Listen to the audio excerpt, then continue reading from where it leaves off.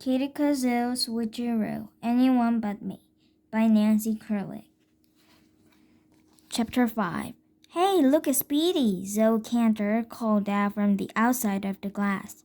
He's going crazy! Within seconds, 18 pairs of giant eyes were peering through the glass window. They were all staring at Katy. Katy was really confused. How could this have happened? It didn't make any sense. People didn't just turn into hamsters. Then Katy remembered. She'd made that wish the night before. She said she wanted to be anyone but herself. Why did this have to be my first wish to come true? Katy yelled. Of course, to the kids in class 3A, her words sounded more like squeak, squeak, squeak, squeak, squeak. Somebody should throw some oil on that hamster, George exclaimed. They'll stop this squeaking. Oh, George, be quiet, Suzanne told him. Something is obviously bothering the little guy. We should try and help him. I figured a rat would want to help a hamster, George said. You're both in the same family. Cut it out, Suzanne replied. Hey, rat girl, show us your tail, George teased. Katy wished she could help Suzanne, but she was just a little hamster. Luckily, George had to stop when Mrs. Jerkman told them all to sit back down. I've got to get out of this cage, Katy squeaked to herself. The problem was that she knew there wasn't any way out. The only opening in the cage was at the top, and that was covered by a screened lead. The lead was Mrs. Jerkman's way of making sure Speedy didn't escape. Now the lead was making sure Katy didn't escape either. There had to be some way to get the lead off. Katy might have a hamster body now, but she still had a human brain. She was smart enough to get out of a hamster cage.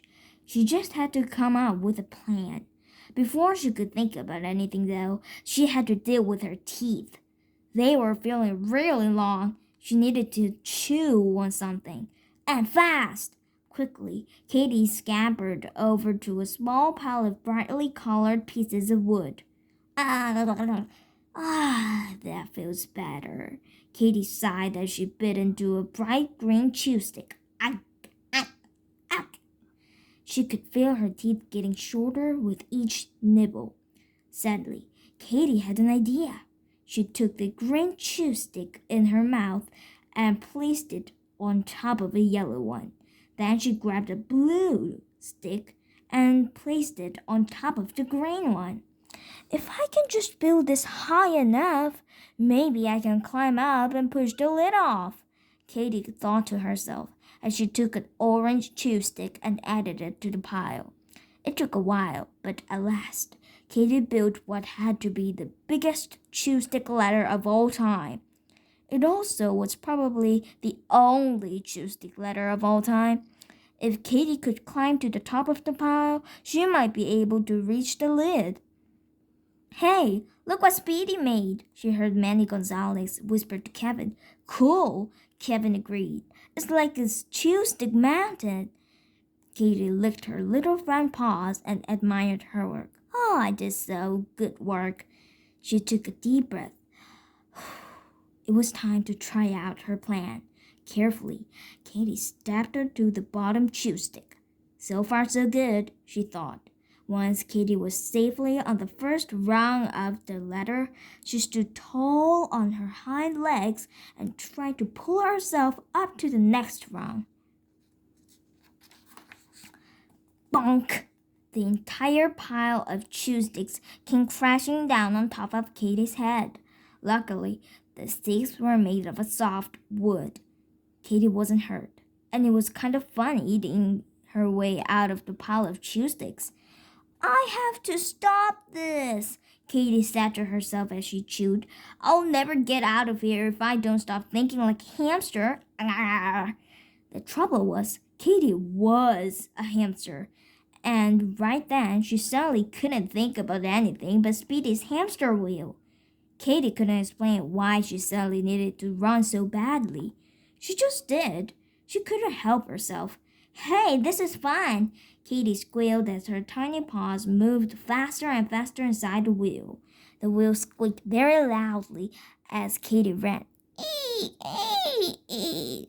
The noise didn't bother Katy's sensitive hamster ears. In fact, she kind of liked it. Mrs. Jerkman, on the other hand, didn't like the squeaking at all. Suzanne, will you please put a carrot in Speedy's cage? Mrs. Jerkman asked. Maybe that will get him to stop running on that squeaky wheel. Yes, Mrs. Jerkman, Susan said.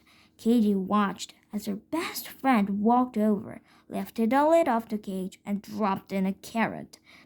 Katy leaped from the wheel and grabbed the treat. As she chewed the carrot, Katy looked up gratefully at Suzanne. Her friend had given Katy more than just a snack. She'd given her a great idea, too. Okay, so that's the end of today's story, Katy Kazoo. Did you like my story? Then push the thumbs up sign or the subscribe button, please. Bye. Thank you for listening today.